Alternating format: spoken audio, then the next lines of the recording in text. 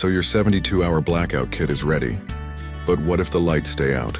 Let's talk about building a food supply that keeps you and your family going for weeks.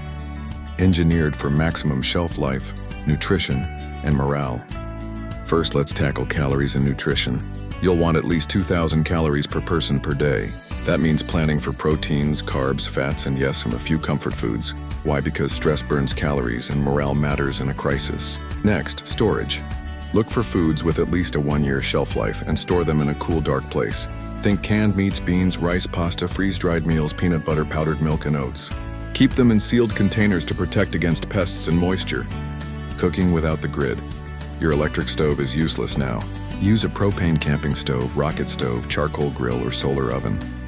Always have extra fuel, and keep it in a safe ventilated storage area.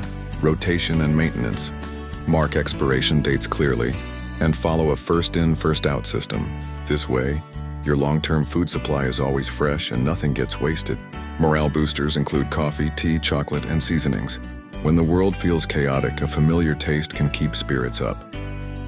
Engineer's tip: think modular. Store food in weekly kits.